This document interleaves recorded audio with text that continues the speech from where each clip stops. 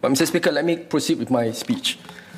Mr. Speaker, sir, I thank the Minister for Finance for presenting the strategic yet empathetic budget that is aimed at securing the long-term interests of Singaporeans as a whole as we face various global disruptions and uncertainties from various fronts. Budget 2022 is an ambitious budget plan. It seeks to strike a fine balance between helping our businesses and people emerge from the pandemic and investing in our longer-term objectives by taking tough decisions today. In my speech, I will start by addressing the concerns of Singaporeans, namely the middle-income segment, amid rising costs of living, including the GST increase. And one of the reasons why I sought clarification, because the middle-income segment is something that will be a theme in my speech, Mr. Speaker. And the need to focus on the real wage growth to combat rising costs. I will then turn to the brave decisions we are taking to build a fair, inclusive and sustainable society. Thereafter, I will round out with some thoughts on maintaining Singapore's hub status. First, on the rising cost of living. As the economy recovers from COVID-19, both domestically and globally, we can expect inflationary pressures to drive prices up. The MAS is projecting a 2 to 3% increase in prices this year, led in part by rising energy prices due to geopolitical tensions, continuing supply bottlenecks, and a recovery in global demand. Against this backdrop of rising costs of living, the GST increase has generated great public attention.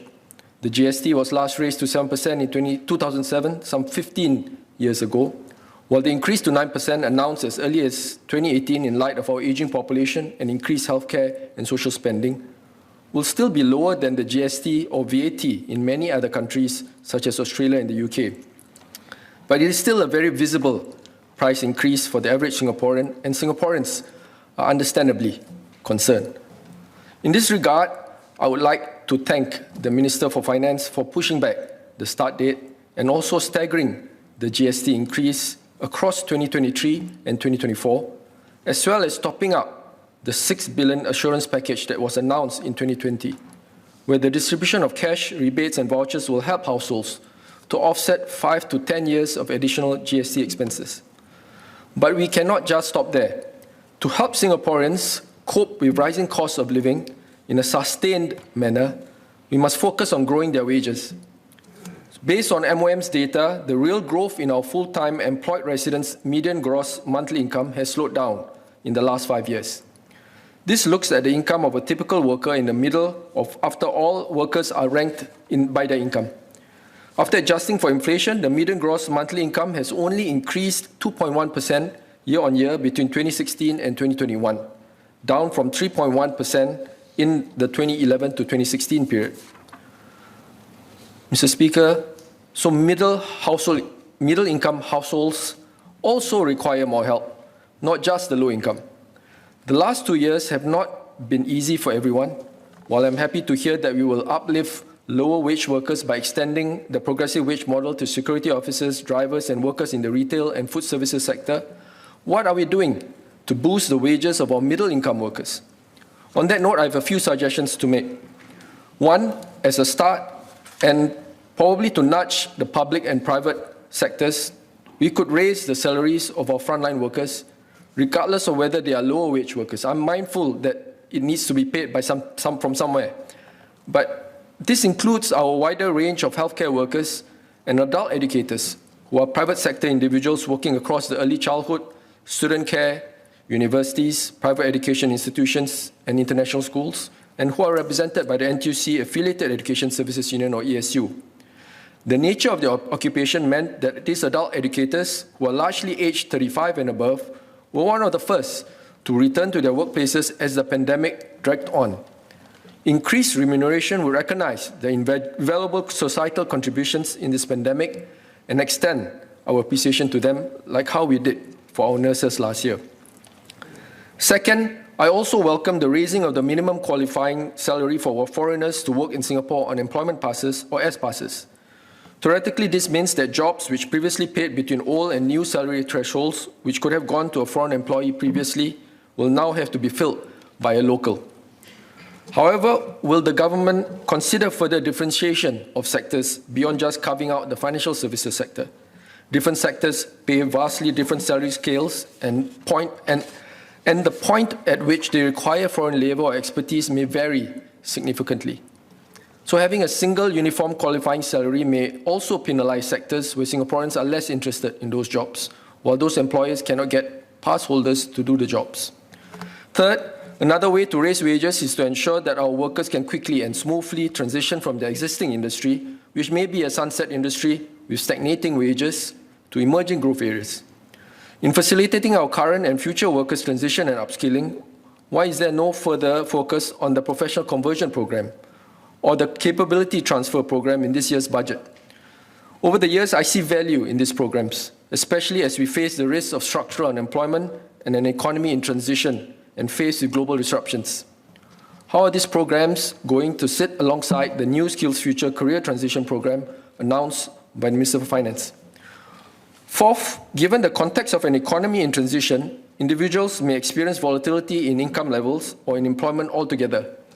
It may be useful to relook at the option of assessing personal income tax on a current year pay-as-you-earn basis. And I've mentioned this in many of my budget debate speeches, so it's like a broken record. I've been raising this point. This is as opposed to a preceding year basis. This system can help taxpayers, a significant proportion being middle and upper middle income Singaporeans, so that they can better manage their cash flow by matching tax payments with contemporaneous income. Finally, we cannot forget our freelancers. Before the pandemic, the number of freelancers were already on the rise, reaching 8% of Singapore's working residents. Through the pandemic, I've heard from residents that they or their family members have turned to delivery and private hire driving gigs.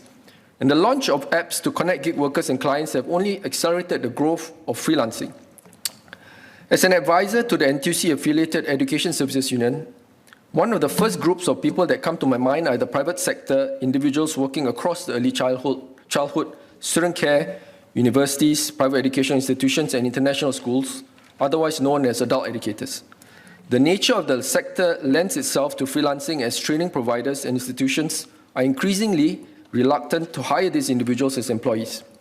Some adult educators may even be compelled to start their own sole proprietor company and enter a business-to-business transaction just to get the job. Common problems faced by freelancers include not getting paid on time and onerous and unclear contractual provisions such as those that unfairly appropriate the freelancer's materials or intellectual property. Unlike employees who have some protections under employment law, freelancers often fall back on contractual terms that they agree with their clients.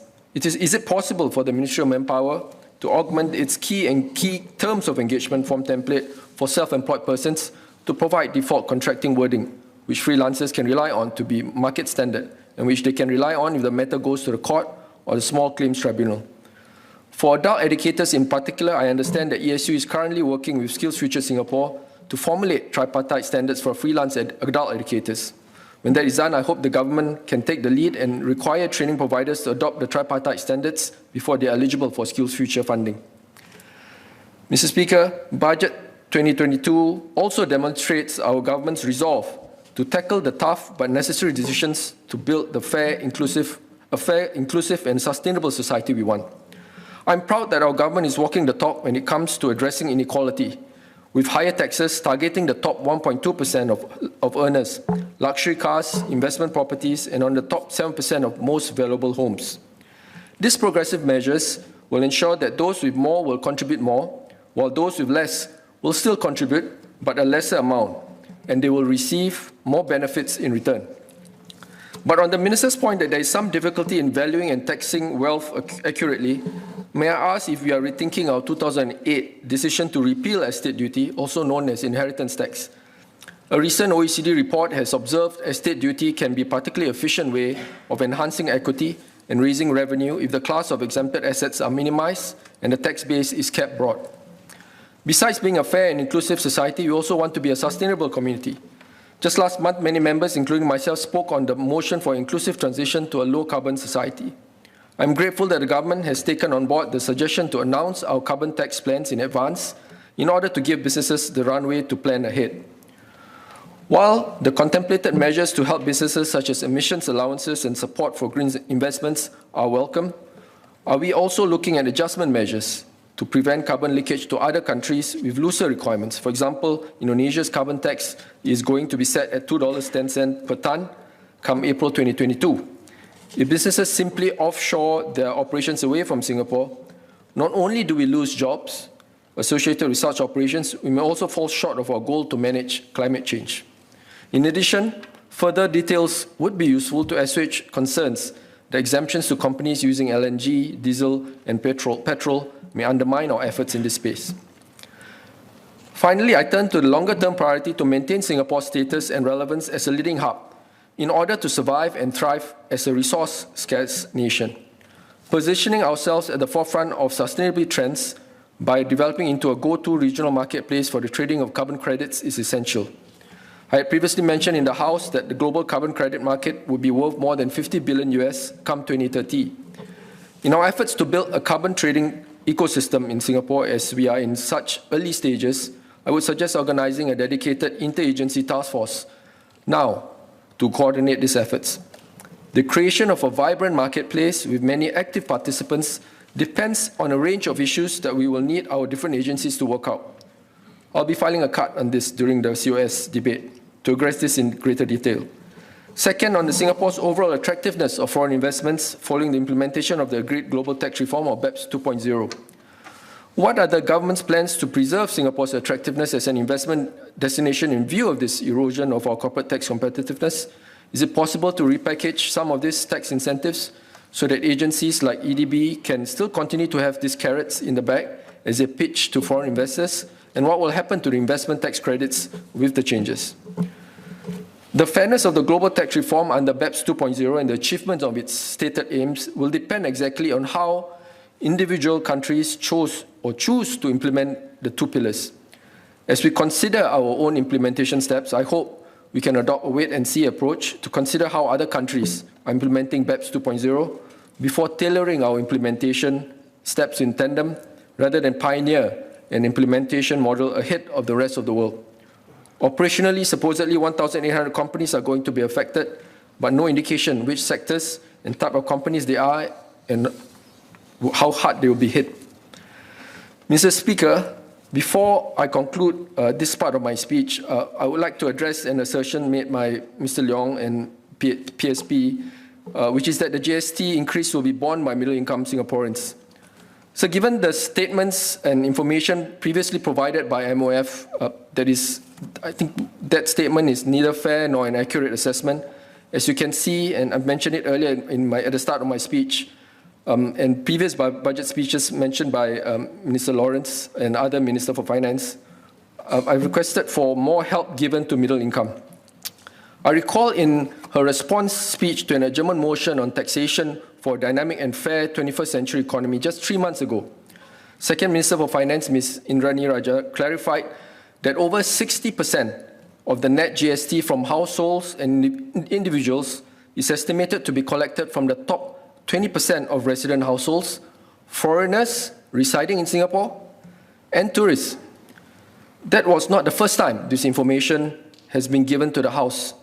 DPM Heng also highlighted this 2 years ago in his 2020 budget debate response speech.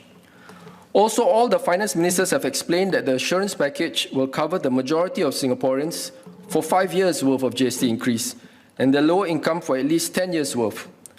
This effectively neutralizes the GST increase for these groups for those durations and in some cases for even longer, not to mention the permanent GST scheme which will add on to that assurance package as well. So to get a sense of how much the different households will receive, colleagues and members, you may find it useful to refer the infographics, and I've seen the infographics on the MOF website. In addition to the middle and low income, they will receive offsets under the permanent GST voucher scheme over and above the amounts under the assurance package. So it is not right to say that GST increase will be borne by the middle income without taking into consideration some of these transfers and some of these longer term and permanent transfers, which is quite unique for Singapore, the GST-V or GST permanent scheme. Mr. Speaker, in Malay, please. Saya gembira kerana pemerintah telah mendengar kebimbangan rakyat dan menangguhkan tarikh mula GST dan secara berperingkat-peringkat selama 2 tahun. Saya juga gembira kerana di bawah package assurance, majoriti keluarga akan mendapat pengimbangan atau offset 5 tahun dan keluarga pendapatan yang lebih rendah akan mendapat sekurang-kurangnya 10 tahun. Sebagai contoh, pasangan warga Singapura dengan 2 anak kecil yang tinggal di flat HDB 4 bilik dan memperolehi pendapatan isi rumah gabungan sebanyak $8,000 sebulan, walaupun mereka perlu membayar $806 dalam GST tambahan setahun di bawah kenaikan GST, mereka boleh menerima bayaran dan ribat sebanyak $3,850 dalam tempoh 5 tahun di bawah pakej jaminan 60.6 bilion yang dipertingkatkan.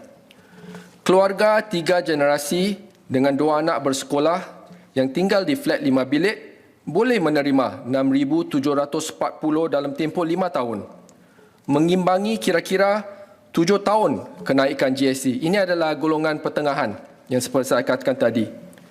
Dalam contoh lain, pasangan berpendapatan rendah dengan 2 anak kecil yang tinggal di flat HDB 3 bilik dan memperoleh pendapatan isi rumah sebanyak $2,300 berpeluang menerima $5,010 pembayaran dan ribat mengimbangi kira-kira 12 tahun kenaikan GST. Ini tidak termasuk skim GST voucher yang permanent yang akan mereka juga hadapi dan ambil setelah untuk peringkat jangka panjang yang lebih panjang daripada itu. Jika saya boleh meringkaskannya dengan menggunakan pantun 2 rangkap. Beroleh raga bersama kawan, tak kira tempat, tak kira masa. Ramai warga diberi bantuan, bantuan diberi luar biasa. Pergi membeli buah tembikai, dibeli dari pengayuh sampan. Allah membeli, menang memakai. Ada keteguhan, ada harapan. Mr. Speaker, sir, in the last 2 years, we have dipped into our reserves and Singaporeans have worked very hard to pull Singapore through the COVID-19 challenges. I'm glad to read that our collective efforts have paid off in buttressing the recession as well as resident unemployment. We must now turn our attentions to middle to long-term goals and uplift our citizens' well-being as well as we continue to help Singaporeans out of the long shadow of COVID-19. On that note, I support Budget 2022, which aims to secure the welfare and the future of Singapore and Singaporeans. Thank you, Mr. Speaker.